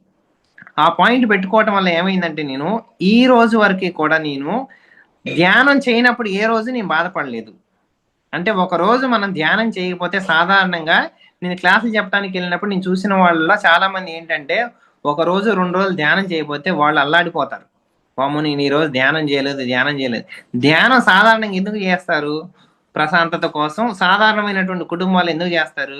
హాయిగా ఉండటం కోసం చేస్తారు. కానీ వీళ్ళందరూ ఏంటంటే ధ్యానం ఒక ఉద్యమంలాగా చేస్తున్నారు. ప్రతి ఒక్కళ్ళు కూడా ధ్యానం ఒక ఉద్యమంలాగా చేస్తారు వీళ్ళందరూ. ఒక దండయాత్రే ధ్యానం అంటే. కానీ ధ్యానం అంటే నిజమైన ధ్యానం అది కాదు. మన ధ్యానం అనేది అన్ని ఓషా గారు దానికి ఒక మంచి అద్భుతమైనటువంటి వ్యాఖ్యానం చెప్తారు, కామెంటరీ దానికి ఏంటంటే, అన్ని రొచ్చులు వదిలేసంట బురదగుంటలో ధ్యానం అనే రొచ్చులో దిగుతారని చెప్తారు ఆయన. ఎందుకు చెప్పారు ఆ పాయింట్ అనేది మీరు అర్థం చేసుకోండి భాగంగా. అంటే అన్ని వదిలేసాం అనుకుంటాం కానీ మళ్ళీ మీరు ధ్యానం అసలు వదలాల్సిన దాంట్లోకి వచ్చి మళ్ళీ దాన్నే పట్టుకుంటారు. మీరు కావాలంటే దీన్ని చెక్ చేసుకుంటాం, ఒక పాయింట్ ఉండదు చూడండి మాస్టర్స్. మీ పక్కన ధ్యానం చేయనోడు ఎంత హ్యాపీగా ఉన్నాడు, ఎంత సంతోషంగా ఉన్నాడు, ధ్యానం చేస్తున్న నువ్వు ఎంత సంతోషంగా ఉన్నటువంటి ఒక చిన్న కొలబద్ద, అంటే ఆ ప్రామాణికంగాన్ని తీసుకొని చూడండి. మీరు ధ్యానం చేస్తే చూడండి, చాలా మంది ధ్యానం సర్వరోగ నివారణి మనందరికీ తెలుసు, క్లాసులు బాగా చెప్తారు అవునా, సర్వరోగ నివారణి గురించి అన్ని చెప్పేస్తాం మనం ధ్యానం గురించి. కానీ ధ్యానం సత్యజ్ఞాన ప్రసాదిని కూడా చెప్తారు అందరూ, సత్యం గురించి జ్ఞానం గురించి బాగా చెప్తారు. కానీ ఈ మధ్యలో పాయింట్ అన్ని చోట్ల మిస్ చేస్తున్నారు. ఏంటంటే ధ్యానం సర్వభోగకారిణి. ఈ భోగకారిణి అనే పాయింటే రావట్లే ఎక్కడ అనేది నేను చాలా క్లాసులో విన్నాను నేను. ఎందుకంటే దీని గురించి ఎవ్వరు చెప్పరు ఎక్కువ. నేను చాలా క్లాసుల్లో విన్నాను. ఇది మన జడ్జిమెంట్ అని కాదు, నేనున్నటువంటి క్లాసుల్లో నాకున్న అనుభవంతో నేను చెప్తున్నాను. ఏంటంటే వీళ్ళు చెప్తే రోగాలు తగ్గుతాయి అని చెబుతారు నార్మల్ వాళ్ళకి, లేకపోతే ఈ సత్యజ్ఞాన ప్రసాది అని చెప్తే, ఈ రెండింటి మధ్యలో బ్రిడ్జ్ ఇది. నువ్వు జీవితాన్ని అనుభవించలేనప్పుడు నీకు సత్యం అర్థం కాదు అన్న విషయం నేను స్వయాన తెలుసుకున్నా. నేను జీవితాన్ని మనం సంపూర్ణంగా అనుభవించలేనప్పుడు, ప్రతి క్షణం కూడా అనుభవించలేనప్పుడు, ఎంజాయ్ చేయనప్పుడు మనకి జీవితం అర్థం కాదు అన్న విషయం నేను ఎప్పుడైతే అర్థం చేసుకున్నానో, పత్రిజీ సార్ చెప్పినటువంటి ప్రతి ఒక్క సూత్రాన్ని కూడా అప్పుడు నాకు కొంచెం అర్థమవుతా ఉండేవి, కొంచెం కొంచెం కొంచెం. అంటే ఏంటంటే పత్రిజీ సార్ ఏం పెట్టారు మనకి, ధ్యానం అంటే ఇట్లే కాదు ఆటలు పాటలు కూడా ఉండాలని చెప్పారా లేదా, అవునా కదా? మనందరికీ కూడా అంటే మనకి ఎందుకు ఇవన్నీ కూడా ఇంక్లూడ్ చేశారంటే ఇంకో విషయం కూడా చెప్పారు పత్రిజీ సార్. ఏంటంటే మనం ప్రకృతిలో ఎక్కువగా ట్రెక్కింగ్కి వెళ్తూ ఉండాలని చెప్తారు, అవునా? ఈ పాయింట్ నాకు స్టార్టింగ్ లో అర్థమయ్యేది కాదు. ఎందుకంటే ప్రకృతిలో నేను చాలా ట్రెక్కింగ్స్కి వెళ్తూ ఉండేవాడిని, మహారాష్ట్రలో వాటిలో వీటిలో అన్ని నేచర్గా ట్రెక్కింగ్కి వెళ్తూ ఉండేవాడిని. నా స్వయాన నేను కనుక్కున్న పాయింట్ ఏంటంటే, ఇప్పుడు సాధారణంగా మనందరం ధ్యానం చేస్తా ఉన్నాం అనుకోండి, ఒక మూకుమ్మడిగా ఒక గుంపుగా తయారవుతారు. మళ్ళీ సాధారణంగా అందరు విడివిడిగానే వస్తారు ధ్యానంలోకి. మళ్ళీ ఏడకొచ్చాక ఒక గుంపు తయారు చేసుకుంటారు. అది సర్వసాధారణం. ఎక్కడైనా గుంపు మనస్తత్వం నుంచి బయటకు వచ్చేంత వరకు కూడా గుంపులాగే ఉంటారు జనాలు. ఆ గుంపులోంచి బయటకు వచ్చేదే మాస్టరీ అని కూడా చెప్పారు ఒక దాంట్లో. అంటే నువ్వు ఒక గుంపులోంచి ఒక మాస్టర్ ఎప్పుడు కూడా, మాస్టరీ వచ్చాక ఒక మాస్టర్ ఎప్పుడు కూడా సింగిల్ గానే, అంటే బయటకు కనపడదు అదంతా, కానీ సింగిల్ గానే ఉంటుంది. సో ఈ గుంపు మనస్తత్వంలో ఉన్నప్పుడు ఏంటంటే, మీరు ఎంత ధ్యానం చేసినా ఏం చేసినా సరే, మళ్ళీ బయట ఎట్లయితే మనకి రాజకీయాలు, ఎట్లయితే మన బంధువుల మధ్య అందరూ కలగలిపి మనల్ని నియంత్రిస్తారు చూసారా, ఈ ధ్యానంలో కూడా మిమ్మల్ని నియంత్రించే బ్యాచ్లు కొంతమంది ఉంటారు. అంటే మీరు ఎప్పుడైతే బ్యాచ్ గా ఫామ్ అవుతారో, ఈ ధ్యానంలో కూడా మిమ్మల్ని నియంత్రించే బ్యాచ్లు కొంతమంది ఉంటారు. వాళ్ళు చెప్పినట్టే అట్ట ఇట్ట అట్ట అని చెప్పి చేస్తా ఉంటారు వాళ్ళందరూ కూడా. సో వీటన్నిటికీ కూడా మనము బయటపడాలంటే దాని మార్గం ఏంటంటే, మీరు ఎప్పుడైతే ప్రకృతిలోకి వెళ్ళి సహజంగా ట్రెక్కింగ్ చేస్తూ ఉంటారు చూసారా, ట్రెక్కింగ్ కానీ ప్రకృతిలో గడపడం కానీ, ఈ ప్రకృతిలోకి వెళ్ళినప్పుడు ఏమవుతుందంటే, నేను ఒక చిన్న ఎగ్జాంపుల్ చెప్తాను చూడండి. మీరు ఇంట్లోనే కూర్చొని ఉన్నారనుకోండి, 4 గోడల మధ్య కూర్చొని ఉన్నప్పుడు మీ ఆలోచనలు మీ యొక్క మనస్తత్వం మీద ఆధారపడి మీ చుట్టూనే తిరుగుతూ ఉంటాయి. అంటే నా పిల్లలు, నా జీవితము, లేకపోతే నా యొక్క జాబు, వీటి మీదే తిరుగుతూ ఉంటాయి. మీరు ఆ 4 గడపలు దాటి కొంచెం బయటకు రండి, ఇంటి బయటకు రండి, ఎక్కడికో వద్దు, ప్రకృతి కూడా కాదు నేను చెప్పేది. ఆ ఇంటి గడప దాటి బయటికి రాగానే మీ ఆలోచనలన్నీ మారిపోతూ ఉంటాయి మాస్టర్స్. మీరు గమనించుకోండి ఇది. ఎప్పుడైనా సరే ఇంట్లో ఉన్నప్పుడు ఆలోచనలకి గడప దాటంగానే వచ్చే మీరు ఆలోచన చేంజ్ చాలా ఉంటది. మీరు ఎవరైనా గమనించుకోండి. అలాగా మీకు కొంచెం, అంటే మీరు 4 గోడల మధ్య ఉన్నప్పుడు మీ మనస్తత్వం అనేది కొంచెంచుకుపోతుంది, అంటే కంప్రెస్డ్ అయినట్లు ఉంటది. మీరు ఎప్పుడైతే ప్రకృతిలోకి, అంటే అడుగు పెట్టంగానే ఆకాశం చూశారు, చెట్టు చూడంగానే మీ మనసు, అంటే మీ కాన్షియస్నెస్ అనేది విస్తరించింది. అలాగే మీరు ఈ గుంపు మనస్తత్వం నుంచి చిన్నగా చిన్నగా చిన్నగా చిన్నగా చిన్నగా దూరంగా ప్రకృతిలోకి వెళ్తారో, నేచర్లోకి వెళ్ళినప్పుడు మిమ్మల్ని ఎవరు ఎంత కంట్రోల్ చేసినా సరే, మీరు ఒక్కసారి ప్రకృతిలోకి వెళ్ళినప్పుడు ఆ యొక్క ఎనర్జీస్ కనెక్ట్ అవ్వడం వల్ల మీ యొక్క ట్రూ నేచర్, అంటే మీ యొక్క నిజమైనటువంటి సత్యమైనటువంటి ఆ యొక్క జ్ఞానంతో మీరు కనెక్ట్ అవుతారు ఎప్పుడు కూడా. ఇక్కడ 2 రకాలైనటువంటి ఇబ్బందులు ఉన్నాయి. ఎందుకంటే ఒక మాస్టర్కి ఉంది, దాని కింద ఉన్నటువంటి కింద వాళ్ళకి ఉంది. ఎందుకంటే ఒక మాస్టర్ని కూడా కొంతమంది ఇరికిస్తారు. ఎలా ఇరికిస్తారు తెలుసా? ఇది నేను ఒక చోట బుక్ లో చదివాను నేను. ఒక మాస్టర్ పైనుంచి కిందకు వచ్చేటప్పుడు అంట, నేను ఈసారి అన్ని మారుస్తా, ధ్యాన జగత్ చేస్తా, అన్ని చేస్తా అని వస్తాడు పైనుంచి. ఒక లైట్ మాస్టర్ కిందకు వచ్చిండు, కాంతి కార్యకర్త. ఈ కిందకు వచ్చినప్పుడు ఏం చెప్తారంటే, ఇప్పుడు సపోజ్ ఎవరో ఎందుకు, ఇప్పుడు నా ఎగ్జాంపుల్ చెప్తా చూడండి. నేను వచ్చాను అనుకోండి, ఇప్పుడు నేను ఒక సబ్జెక్ట్ అని చెప్పా, లేదా ఏదైనా ఒక విషయం చెప్పాను అనుకోండి, కొంతమంది వచ్చి మాస్టర్ మీరు సూపర్ చెప్తున్నారు ఒక సబ్జెక్ట్ అంటారు. లేకపోతే ఎవరో ఒకళ్ళు ఒక 2 పొగడతలు పొగుడతారు, ఒక 4 మాటలు మంచి మాటలు చెప్తారు. అలా చెప్తూ ఉన్నప్పుడు ఏంటంటే, ఒక చిన్నగా ఒక గ్రూప్ ఫామ్ అయింది. అంటే నీ చుట్టూ నిన్ను పొగిడే వాళ్ళు ఒక 4 అవుతారు, తర్వాత 5 అవుతారు, 10 మంది అవుతారు, 15 మంది అవుతారు, 20 మంది అవుతారు. ఇట్లా ఒక గ్రూప్ ఫామ్ అయినప్పుడు అంటే ఈ మాస్టర్ అక్కడే ఉండిపోతాడంట ఇంకా. అంటే ఈ ఈ ఈ గ్రూపు ఆ మాస్టర్ అక్కడే ఉండిపోతాడంట, వీడు బయటికి వెళ్ళాడంట. అట్లా ఇప్పుడు దానివల్ల ఏం జరిగిందంటే, ఇరక్కపోయింది ఈ మాస్టర్ కింద ఉన్నటువంటి వాళ్ళు కాదంట, మాస్టర్ ఇరక్కపోతారంట. మాస్టర్ని ఇరికిచ్చేటువంటి ఇదంట కార్యక్రమం ఇదంతా. అంటే వీడు పైనుంచి వచ్చిన లక్ష్యం వీడు మర్చిపోతాడంట. ఇంకా వీడు ఓ సూపర్ మాస్టర్, ఓ డూపర్ మాస్టర్ అనగానే వీడి ధ్యాన జగత్తు లక్ష్యం మర్చిపోతాడు, అన్ని మర్చిపోతాడు. ఈ గుంపుతోనే తిరుగుతూ ఉంటాడు, ఈ గుంపుతోనే జీవితం అయిపోద్దంట. ఆ 20 మందో 30 మందో 40 మందో. అందుకని మీరు నేచర్లోకి వెళ్ళారనుకోండి, ఈ మాస్టర్ నేచర్లోకి పట్టబోయారనుకోండి, అప్పుడు అర్థమైంది మళ్ళీ మాస్టర్కి ఏంటంటే, ఆహా నేను ఇరక్కపోయాను ఈ గుంపుతో. సో ఆ చిన్నగా ఆ గుంపును వదిలించుకునేవాళ్ళు. ఓషో మాస్టర్ గారికి భగవాన్ అనే లింక్ తగిలిచ్చినప్పుడు, భగవాన్ రజనీష్ తగిలిచ్చినప్పుడు, ఆయన ఉన్నటువంటి శిష్యులో చాలా మంది తప్పుకున్నారు. ఎందుకంటే ఈయన దేవుడే లేడని చెప్పారు, ఈయనకి భగవాన్ అని తగిలించారు ఏంటని చెప్పేసి చాలా మంది. అప్పుడు ఓషా గారు చెప్పేవాళ్ళు అనమాట, మంచి పని అయింది, ఫిల్టర్ అయిపోయింది సబ్జెక్ట్ అంతా ఇప్పుడు. అంటే ఉన్న గొర్రెల మంది అంతా ఒక సైడ్ పోయింది, రియలైజ్ అందరు మిగిలాలని చెప్తారన్నమాట ఆయన ఓషా మాస్టర్. అంటే చూడండి, అంటే మాస్టర్ని కూడా మూసివేసేటువంటి వాళ్ళు ఉంటారు కింద. అంటే నేను అంతా ఏం చెప్తున్నానంటే ఇదంతా కూడా మీరు అనుకోవచ్చు మనం స్టార్ట్ చేసుకుంది ఏంటి ధ్యాన అనుభవాలని స్టార్ట్ చేసాం కదా. కానీ ఇక్కడ ఏంటంటే నేను చెప్పబోయే కాన్సెప్ట్ కూడా ఏంటంటే మనము ధ్యానము సరిగా చేస్తున్నప్పుడు శక్తి బాగా వస్తున్నప్పుడు మనకి ఎరుక పెరుగుతూ ఉంటది. అదే అనుభవం. ధ్యాన అనుభవం అంటే నువ్వు జీవితంలో ఇప్పుడు ధ్యానం చేస్తూ కూర్చున్నప్పుడు నీకు ఒక కాంతి కనపడింది లేదా ఒక మాస్టర్ కనపడ్డాడు, అదంతా తాత్కాలికమైనటువంటిది. అవునా?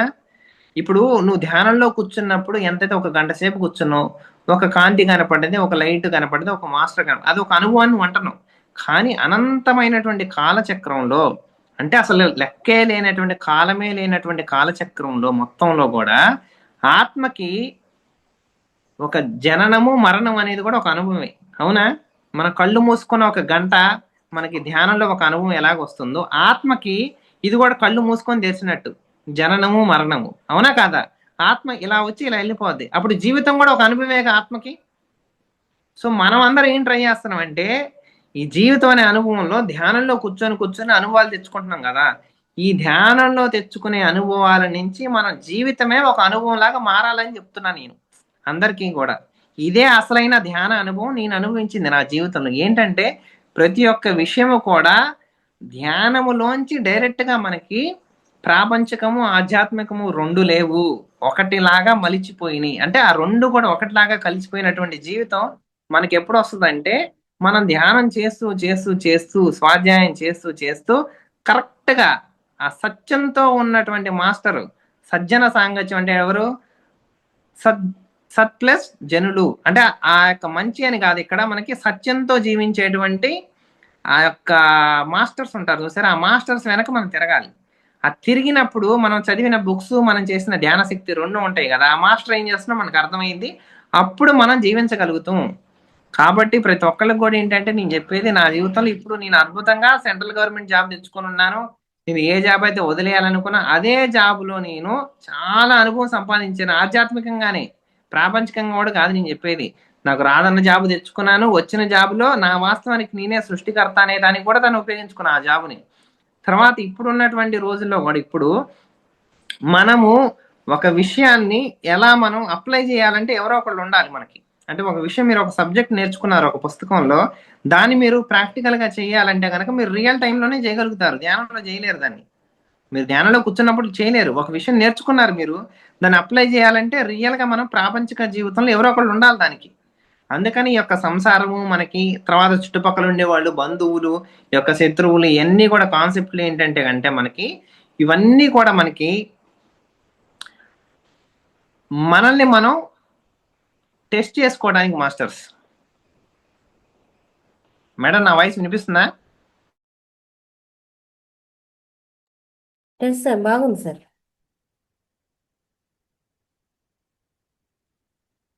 క్లారిటీగా ఉంది సార్.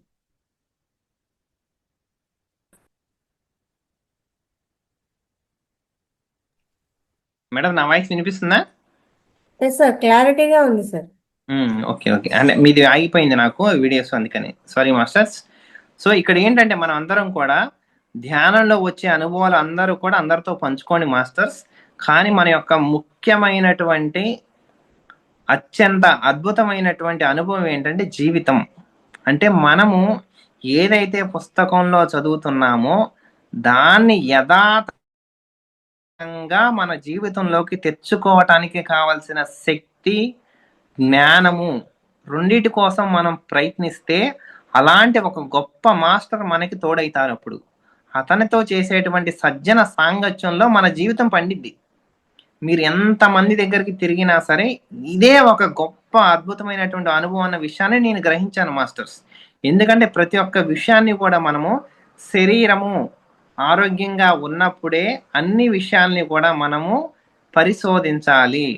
మరొక విషయం ఏంటంటే మనం ఇక్కడ గమనించాల్సింది, మనము ఏమీ బాగోలేనప్పుడు శరీరం ఇప్పుడు అనారోగ్యంగా ఉందనుకోండి జాగ్రత్త పడతారు అందరూ, అవునా?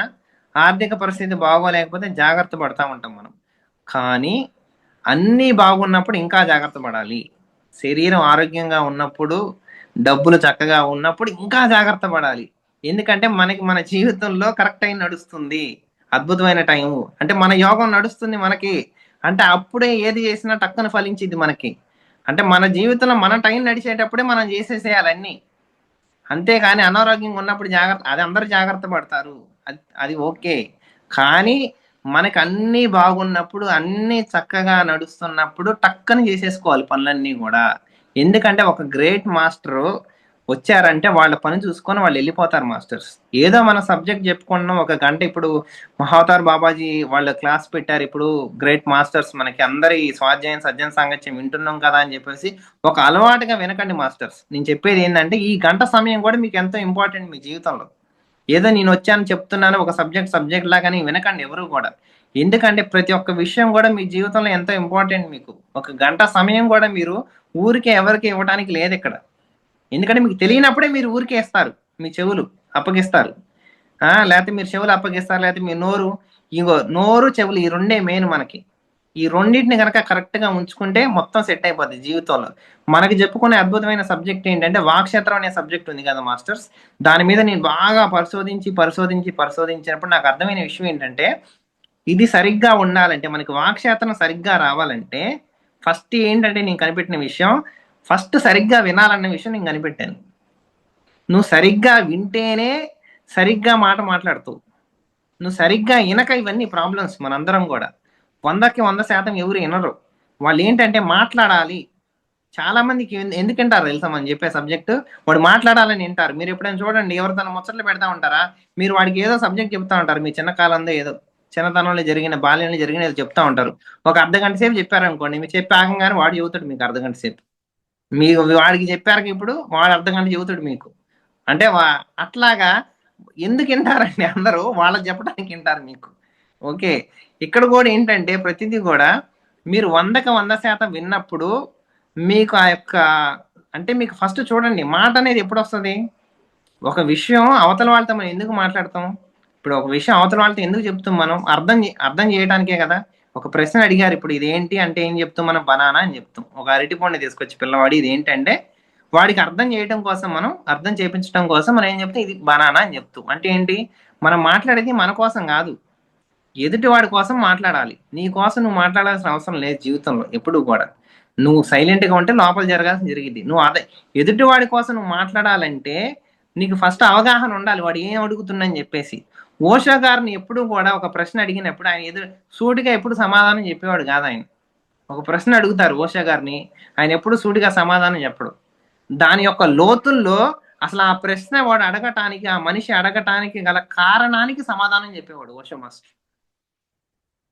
ప్రశ్నకి సమాధానం ఎప్పుడు చెప్పేవాడు కాదు ఓషో మాస్టర్ 90% కేసులో. ఆ ప్రశ్న వాడు అడగటానికి ఒక మనిషి ఎటువంటి కారణం అతని మూలంలో ఉండి ఉండొచ్చో దానికి సమాధానం చెప్పేవాడు. దానివల్ల ఎప్పుడు కూడా ఆ ప్రశ్న అడగడానికి ఇంకా ఛాన్స్ ఉండేది కాదు ఆ మాస్టర్కి. అలాగే ఇక్కడ కూడా ఏంటంటే, మనము ఒక గొప్ప మాస్టర్ వచ్చినప్పుడు మనం ఎప్పుడు కూడా అతని జీవిత అనుభవాలు మొత్తం కూడా సజ్జన సాంగత్యం చేయాలి. అడిగి అడిగి అడిగి అడిగి అడిగి తెలుసుకోవాలి మాస్టర్స్. నేను వెళ్ళిన ప్రతి ఒక్క చోట కూడా నేను చేసిన విషయం ఇదే. ఏ పుస్తకం దొరికితే ఆ పుస్తకం తెచ్చి ఇంట్లో పెట్టుకునేవాడిని. ఎందుకంటే ఆ పుస్తకం మళ్ళీ భవిష్యత్తులో దొరకవచ్చో దొరకకపోతే ఎవరికి తెలియదు. సో ఒక పుస్తకం ఉన్నప్పుడు తెచ్చి పెట్టుకోండి ఇంట్లో.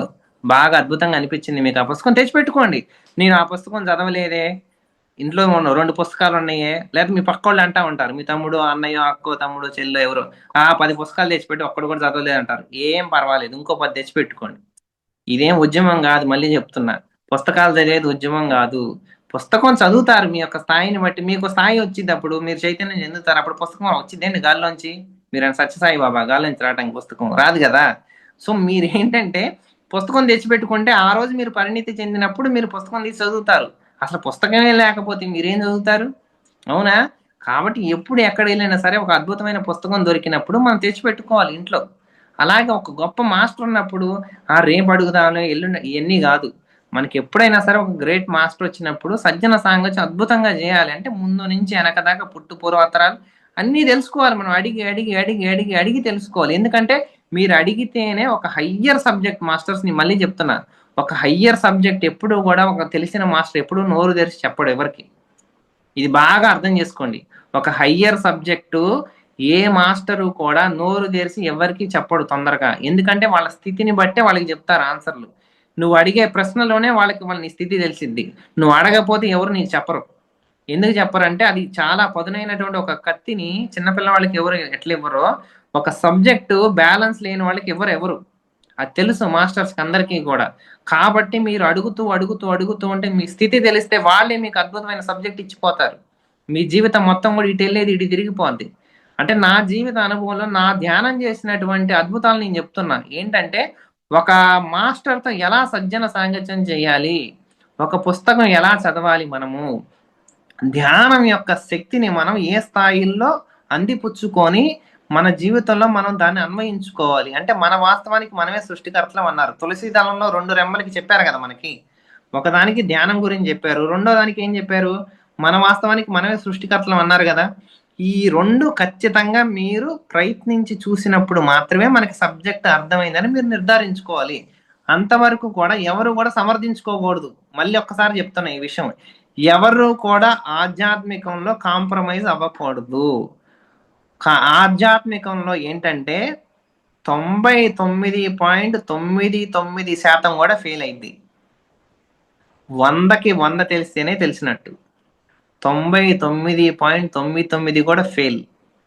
100కి 100% తెలిస్తేనే కరెక్ట్ అనమాట. ఇది నేను అర్థం చేసుకున్న విషయం. కాబట్టి ప్రతి ఒక్క విషయాన్ని కూడా మనం ఏంటంటే క్షుణ్ణంగా అర్థం చేసుకోవాలి. ఆధ్యాత్మికంలో ప్రతి ఒక్క విషయాన్ని కూడా అద్భుతంగా అర్థం చేసుకోవాలి. అప్పుడే మనము కో క్రియేటర్స్ అవ్వగలుగుతాం. పత్రి సార్ చెప్పినట్టు సహ సృష్టికర్తలము. సృష్టికర్త అంటే ఏంటి? సృష్టించడమే కానీ ఇమిటేట్ చేయటం కాదు. దాన్ని సృష్టి అనరు, ఇమిటేట్ చేయటం అంటే. సో సృష్టికర్త అనేది ఒక సృష్టి ఎప్పుడు అద్భుతంగా జరుగుతూనే ఉంటుంది. ఎన్నెన్నో విశ్వాలు, ఎన్నెన్నో గ్రహాలు, ఎన్నెన్నో ఏలియన్స్, గ్రహాంతర వాసులు, ఎంతెంతో సృష్టి, ఎవరు ఇష్టం వచ్చినట్టు వాళ్ళు, ఎంతో అనంతంగా ఉంది సృష్టి అంతా కూడా. అలాగే మన జీవితంలో కూడా మనం ఒకళ్ళు జీవించినట్టు అసలు ఒకళ్ళు జీవించరు, ఒకళ్ళు జీవించినట్టు ఒకళ్ళు జీవించరు. అది వాస్తవం. మీరు ఒకళ్ళలాగా జీవిస్తున్నారంటే మీకు జీవించడం ఎలాగో తెలియదని అర్థం, అంతే. దానికి మించిన ఇంక విశేషం ఏమీ లేదు మన జీవితంలో. సో మనం మనకి జీవితం ఎలాగ జీవించడం తెలియకపోతే ఒకళ్ళని ఇమిటేట్ చేసుకుంటూ పోతా ఉంటాం మనము. సో మనకి తెలిస్తే, అందుకని ఎప్పుడైనా సరే మనము ఒక సృష్టికర్త అయ్యే కార్యక్రమంలో మీరు అన్ని మాటలు పడాల్సి ఉంటుంది. వీడు సంఘ విద్రోహిలాగా తయారైతుండు, వీడు ఒక రెబల్ క్యాండిడేట్ లాగా తయారైతుండు, వీడు ఇలా, వీడు అలా, ఇవన్నీ కూడా ఎందుకు తేడాగా వస్తాయి అంటే ఒక గుంపు మనస్తత్వం నుంచి నువ్వు బయటకు వచ్చావంటే నీకు అన్ని తోటాగుళ్ళు పడతానే ఉంటాయి. దానికి ఎటువంటి బాధ లేదు మాస్టర్స్. హాయిగా ప్రశాంతంగా, ఎందుకంటే జ్ఞానము ఒక్కటే మీకు స్వేచ్ఛకి మూలము. జ్ఞానమే స్వేచ్ఛకి మూలము.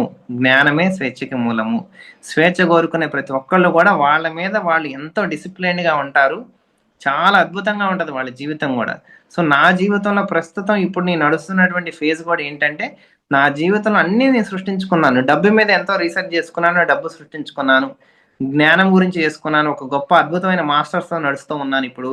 సో ఇప్పుడు కూడా ఏంటంటే ఇప్పుడు క్లాసులు చెప్పాలని కూడా ఇప్పుడు రీసెంట్గా ఇప్పుడు జరుగుతున్న క్లాసు కూడా నేను రీసెంట్గా 1 నెల క్రితం నేను అనుకున్నది ఏంటంటే, ఇప్పుడు ఓకే రైట్, ఇప్పుడు మనం క్లాసులకు వెళ్ళాలి అన్ని జూమ్ క్లాసులోకి అన్నప్పుడు అలా అలా అలా వరుసకు వస్తుంది. ఈ రోజు కూడా క్లాస్ అది.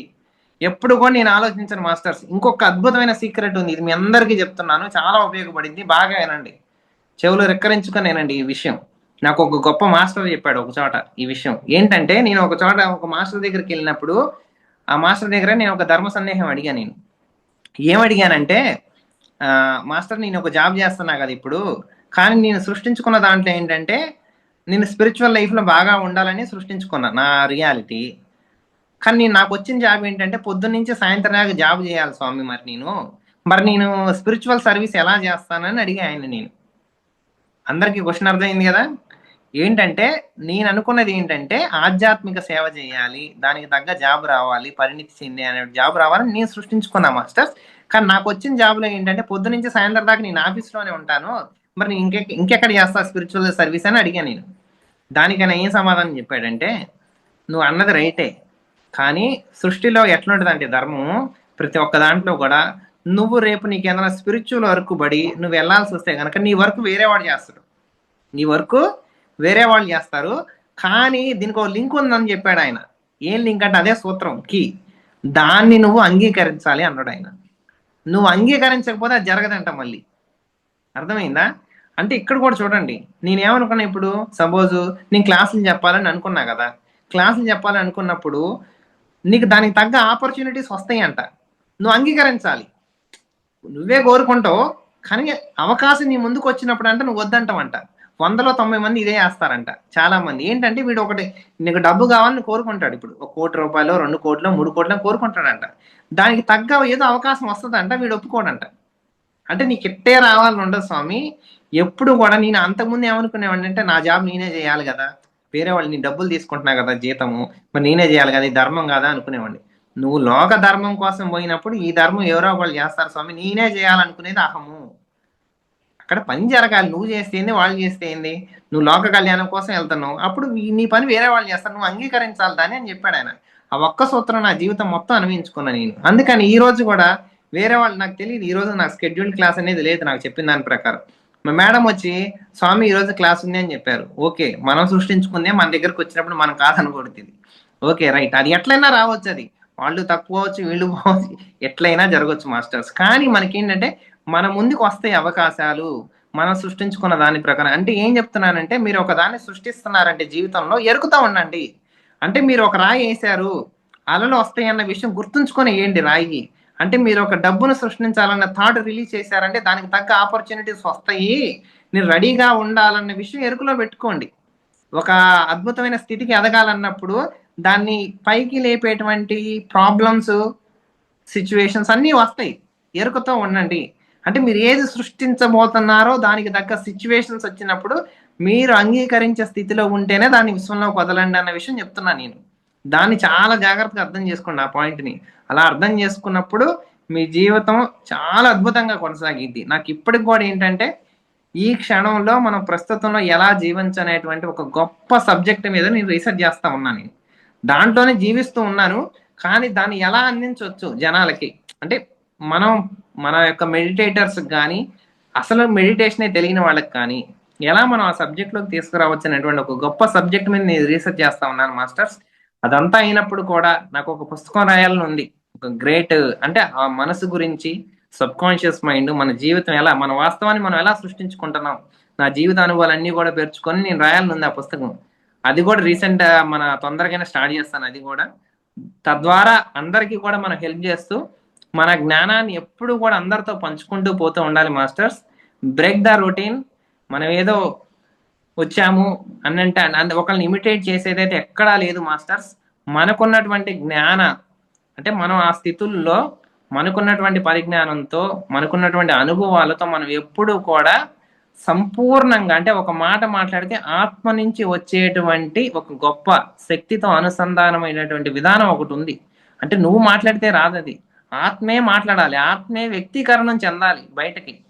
ఆత్మ తనకు తానుగా అర్పించుకునేది మొత్తం విశ్వానికి. అలాంటి ఒక అద్భుతమైనటువంటి భావనలు ఎప్పుడైతే మాట పలుకుతుందో మాటే మంత్రం అవుతుంది.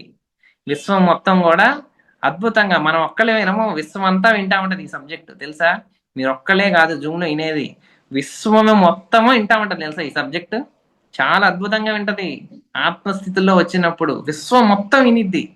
అందరు ఎవరైతే ఆత్మస్థితిలో ఉన్నారో ఎట్ ఏ టైం ఏకకాలంలో వింటారు అందరూ. అంత అద్భుతమైన సబ్జెక్టు ఆత్మస్థితిలో ఉండే సబ్జెక్ట్ అంటే. సో ఆషామాషి ఏదైతే కాదు, పత్రిసారి ఇచ్చిన సబ్జెక్టు మనకి.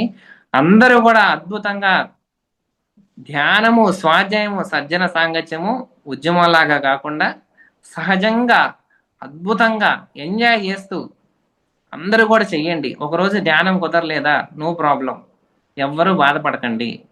ఇంకో రోజు కుదరలేదా, బాధే వద్దు. 1000 రోజులు కుదరపోయినా బాధ లేదు మాస్టర్స్, 1001 రోజు కుదరవచ్చు. మీరు బాధపడకుండా ఉంటే కుదిరిద్ది అది. ఓకే, సో ఏ రోజు బాధపడకండి దేని గురించి కూడా. నాకు ఒక విషయం అర్థం కాలేదన్న బాధ లేదు, అర్థమైందన్న బాధ లేదు, ఏదీ లేదు. ఏది మీరు లేకుండా ఉన్నప్పుడు అద్భుతంగా వెతుకుతారు మీరు, మీకు మీరే రెక్కలు కట్టుకోవద్దు. ఎందుకంటే ధ్యానం అనేది ఒక గొప్ప స్థితికి తీసుకెళ్లేటువంటి గొప్ప ఇదనమాట. అటువంటి మార్గంలో వచ్చి చిన్న చిన్న విషయాలు ఇరకపోతా ఉంటాం మనందరం కూడా. అవన్నీ నేను ప్రత్యక్షంగా అనుభవించి క్లాసులు తీసుకున్నప్పుడు చాలా చోట్ల నేను చూశాను. అందువల్ల ఈ విషయం చెప్తున్నాను. నా యొక్క అనుభవం ఏంటంటే, మొత్తం ఆ యొక్క ధ్యాన జీవిత అంటే మనకున్నటువంటి మెడిటేషన్ వచ్చే అనుభవాలు మొత్తం కూడా మనం ఈ యొక్క ప్రాపంచిక జీవితంలోకి మనం తీసుకొచ్చి ఎలా జీవించాలన్నదే నా యొక్క అనుభవం మాస్టర్స్. సో దీని మీద మీకు ఎటువంటి ప్రశ్నలు ఉన్నా సరే నన్ను రీచ్ అవ్వచ్చు. నా నెంబర్ కూడా పెడతాను నేను చాట్ బాక్స్లో, ఎప్పుడైనా మాట్లాడచ్చు మాస్టర్స్. ఎందుకంటే మనకున్నటువంటి సమయం ప్రకారం ఎప్పుడు కూడా మనం దానికి ధర్మం మనం అంటే దాన్ని గౌరవించాలి. ఎందుకంటే అందరూ గృహస్థాశ్రమంలో ఉంటారు, దానికి రెస్పెక్ట్ ఇచ్చి మనందరం కూడా ఈ టైంలో జాయిన్ అవుతా ఉంటారు. ఇదే గొప్ప విషయం అసలుకి. గృహ శాస్త్రంలో ఉండి కూడా ఈ టైంలో జాయిన్ అవ్వడం అనేది కూడా. సో దాని ప్రకారం మన అందరం కూడా ఈరోజు ఇంతటితో ఈ సబ్జెక్ట్ని మనం తాత్కాలికంగా కొంచెం అలా కామా పెడదాం మాస్టర్స్. మళ్ళీ ఎప్పుడైనా మనం మాట్లాడుకుందాం. అది చాలా విలువైన సబ్జెక్ట్. ఎందుకంటే నా అనుభవం గురించి చెప్పాలంటే అది ఒక పోతా ఉంటుంది ప్రవాహం అనేది. కానీ మీకు ఏవైతే కొన్ని కొన్ని ఇంపార్టెంట్ అనిపించినాయో నా యొక్క ఆత్మస్థితిలో నేను ఎప్పుడు కూడా ప్రిపేర్ అయ్యి రాను. అది అలా స్టార్ట్ అయ్యి అలా పోతూ ఉంటుంది కాబట్టి చెప్పాను మాస్టర్స్. అది మీకు ఏదైనా ఉన్నా సరే నా పర్సనల్ నెంబర్కి కాల్ చేయొచ్చు, మెసేజ్ చేయొచ్చు మాస్టర్స్. ఎప్పుడు దేని గురించి అయినా సరే, సైకాలజీ గురించి అయినా సరే, నాకు తెలిసినటువంటి దాంట్లో నేను ఎప్పుడు కూడా మీ అందరికి ఎప్పుడు హెల్ప్ చేస్తాను masters. Thank you so much masters. ఇంత అద్భుతమైనటువంటి జ్ఞానాన్ని ధ్యానాన్ని మనకు అందించినటువంటి బ్రహ్మర్షి పితామహ పత్రిజీ గారికి, అమ్మ స్వర్ణమాల పత్రి మేడంకు, గురువు గారికి గురువైనటువంటి సదానంద యోగేశ్వర్ మాస్టర్ గారికి, మరియు హిమాలయ పరమ గురువులకు, హాస్టల్ మాస్టర్స్ కు, ఉన్నతలోక వాసులకు, ఈ యొక్క జూమ్ లో ప్రత్యక్షంగా పాల్గొన్నటువంటి ఎందరో ఆత్మ బంధువులు అందరికీ, మరియు గొప్పగా మార్గనిర్దేశకం చేస్తున్నటువంటి వసుదైక కుటుంబ వ్యవస్థాపకులైనటువంటి మునిబాబు గారికి, సుగుణ మేడంకు, మరియు పరోక్షంగా ఈ యొక్క అనుభవాన్ని వీక్షిస్తున్నటువంటి ప్రకృతి మాతకు, పంచభూతాలందరికీ కూడా మనం ఒక్కసారి మనస్ఫూర్తిగా మనందరం కూడా కృతజ్ఞతలు తెలియజేసుకుందాం మాస్టర్స్. ఎవరు కూడా అలవాటుగా ఏది చెప్పరాదు. మనసు పులకరించిపోయి హృదయ ద్వారం తెరుచుకొని ప్రకృతి పులకరించాలి మనం కృతజ్ఞతలు చెప్తే. అలా చెప్పాలి ఎప్పుడైనా సరే మనం కృతజ్ఞతలు. అలవాటుగా చేతులు జోడించి ఏదో చెప్పినట్లే కాదు. ఎప్పుడు ధ్యానానికి మనం మాస్టర్స్ ఇన్వైట్ చేసుకున్నా సరే నిజంగా ఒక అద్భుతమైన మాస్టర్స్ ని మీరు హృదయ ద్వారాలు తెరుచుకొని సంపూర్ణంగా ఆహ్వానించుకోవాలి. అప్పుడు వారి యొక్క దివ్య చైతన్య శక్తితో మనందరం కూడా నిజంగా అనుసంధానం అవుతాం. ఆ యొక్క అనుభూతిని అందరూ కూడా పొందాలని మనస్ఫూర్తిగా నేను కోరుకుంటున్నాను మాస్టర్స్. ఇప్పుడు తాత్కాలికంగా నాకు సెలవు ఇవ్వాలని కోరుకుంటున్నాను. Thank you masters.